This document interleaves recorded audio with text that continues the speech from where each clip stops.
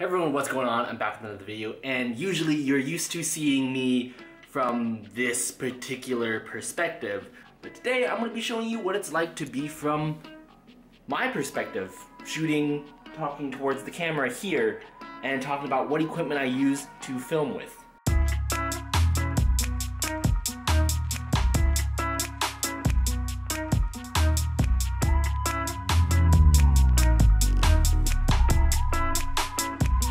So this is what it's like to stand from my perspective and talk to the camera. As you can see, I've got my camera here, I've got the monitor up here so I can see myself as I shoot. I light myself with one light here and another light back here. I record the audio through my microphone here, which plugs into my audio recorder. This just helps me pick up all the cleanest noise that I can, because this room is just basically one big room all the way out to my kitchen back there. Okay, so now I've basically disassembled my entire rig. If you couldn't tell, I've kind of taken it and brought it over here. I first want to talk about the fact that I'm using the Zoom H5 audio recorder, which is getting audio from XLR from my Sennheiser MKE 600 microphone, which is what I use to record all of my audio. And then I record it into this, take these files, import it into my computer, and then I sync it with a simple sync point, like that. So that audio should be picked up by both the in-camera audio recorder and the microphone audio recorder. So that will be the one point where the two clips sync up together. I wanted to get that out of the way just so I can now move on to discussing and talking about all the camera equipment that I've got here. So this is my rig that you saw just a second ago. This is a Sony A7s in an Axler camera cage with a Tilta follow focus attached to it here. That way I can easily pull focus to where I need it to be, find my exact focal point of my eyes. I use that to basically make sure my image is in focus. Up here to view myself, I've got the Ikan VH8. Yeah, that's what it's called, the VH8. And basically it's what I use to monitor myself and look at myself when I'm recording, to make sure that, obviously again, to make sure that I'm in focus and that I'm in frame and center of the frame. I have it attached to my camera via a 90-degree HDMI bend here to a short little HDMI male to HDMI male to HDMI female to micro HDMI, which goes into my Sony A7s. And then my monitor is attached to my rig through a Smallrig, I believe it's 1/4-inch screw to 1/4-inch screw, male to male. And it's really nice because I can have mobility. If I'm shooting B-roll here, I can look at it through a bigger monitor, or if I'm shooting myself, I can turn it around and look at myself this way. And then I can just easily tighten it with the with the giant screw here, and it tightens the balls here and it clamps it down so it stays in place. So I can move it to whatever position I want to and it stays in place. Now, of course, I can't talk about the camera without talking about the lenses. I used to have a Sony Zeiss 2470. I still do have it, but I encountered some issues with it and I really wanted to try Cine lenses. So this is what these are. I have 4 of them. This is the Rokinon Cine Sony 24mm here, and I've got a 35mm as well, a 50mm here, and an 85mm. So I use all of these. I mainly use the 24 when I'm shooting the talking headpiece, where I'm standing in front of the camera talking to you. And then I use the 35, 50, and 85 whenever I'm shooting various different pieces of B-roll. So any product shots that you see, I might have the 50 on there or the 85. Now what makes Cine lenses different than regular photography lenses is that these have the gears on them, which basically allow you to use a follow focus and pull focus a lot easier with it. Now on here, we've also got the focal lengths imprinted onto the lens itself with the first gear here, or the first, I don't remember what it's called, but the first thingy here.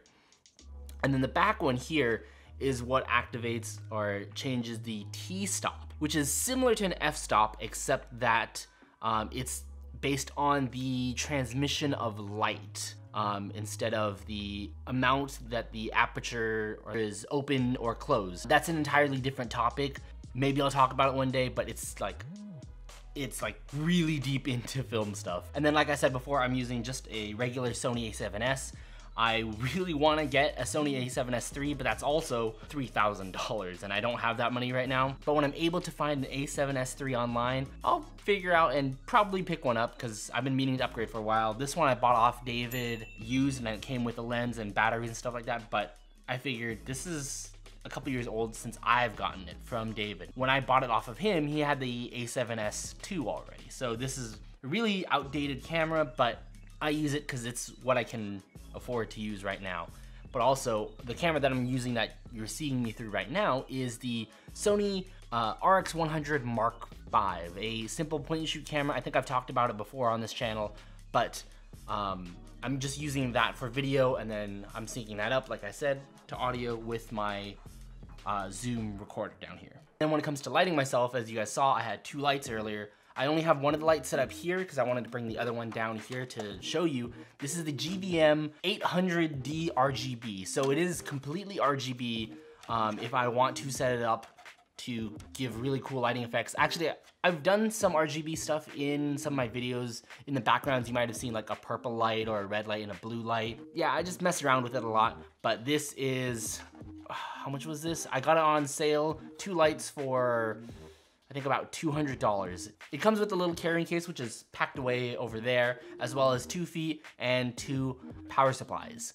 But on the back, you can also use batteries. I forgot, I think they're the Canon batteries that can go back here. You plug them in and you've got a wireless light, wireless.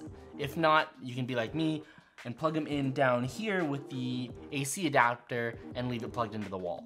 On the front here, it's also got a little bit of diffusion here, which kind of locks into place that you can use, and if I can get it out. Basically, it's just diffusion to help soften the lighting on your subject's face. I really like this because for me, somebody who's a beginner, simple lighting, I just throw it up, I set the brightness levels, sometimes I'll set the color levels. It has bicolor, so I don't remember the exact numbers of the Kelvin that it can go between, but generally I set it like 3500 Kelvin, and I just use that to just light up my room or light me up and my background as well. So for me, the lighting really helps, especially since if you see some of my older videos, I don't really have that much lighting. I had an IKEA lamp, and then I've got like a ring light in the back, and I just have my like ceiling fan light. It's all right, but now that I have my own lights, I'm just trying to experiment and learn how to better utilize these lights to light myself. For most of the stuff that I shoot with, the monitor and the Sony A7s, I actually have those also plugged in to battery adapters, basically, so I never have to worry about, oh, do I need to make sure that my batteries are charged? Especially because I'm shooting at home and I'm shooting just myself, so I can just leave my camera up, plug in the battery adapter, and just let it stay on and just run and roll with it. But if I'm shooting B-roll, something that I need to move around a lot more, I have a bunch of batteries and chargers where I'll plug them in and shoot and then move without having to worry about camera wires getting in the way, like power adapter wires getting in the way. So next I've got this, which I use a lot for B-roll shots. This is my slider, which I bought off my buddy Alan. Shout out to Alan, he's doing some really cool stuff with his Movi rig and his drone flying, which is pretty sick.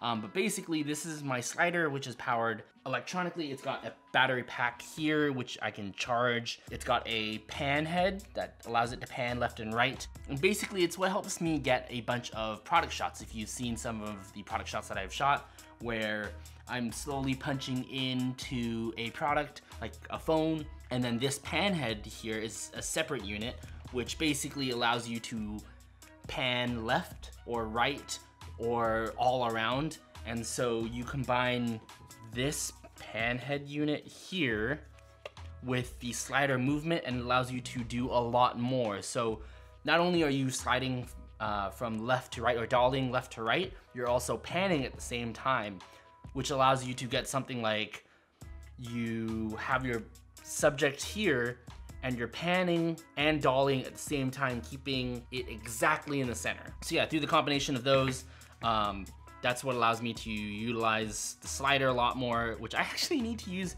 in a lot more shots. Maybe upcoming videos you'll see a lot more slider shots, so just stay tuned for that. And then I throw this and I throw my camera onto some Satchler Ace tripods that I'm borrowing from JK. I really like them, I'm probably gonna buy them, but they're fluid head tripods, which means that basically you'll get some really smooth shots whenever you're panning or tilting up and down. And then I've also got my iPad here, as well as a little stand, and basically I use these together in front of me to read off any scripts that I've got. So for example, I have this one talking about the Razer Tartarus here, and I'll put it in front of me off camera, so generally you as the audience members don't see it. And then every time I'm talking to the camera, I kind of have the script in front of me, I'll talk to it, and then the parts that I cut out are me looking away or looking down to refresh myself on the script.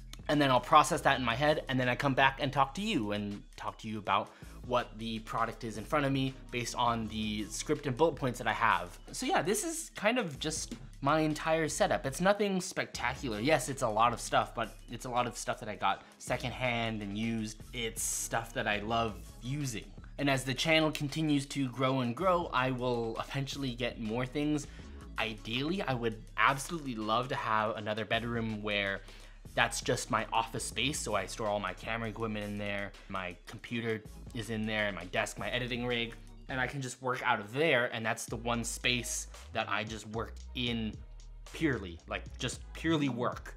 So I have all this equipment set up, and that way I can just shoot a bunch of videos day after day and bust them out and then send them off for you all to watch. Another thing that I would really love in the future actually is a legit my own office space, a place that I would rent out.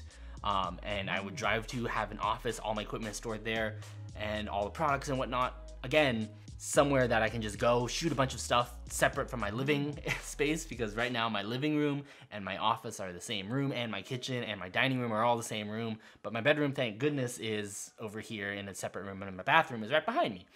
But yeah, I would love a separate, completely separate office space. But that'll happen as time goes on and as the channel continues to grow. Anyway, that's basically all that I have. I really want to say thank you everyone for helping me grow this channel slowly.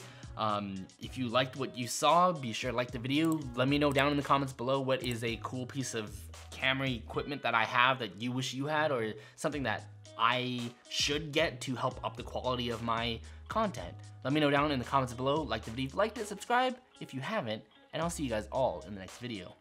Peace.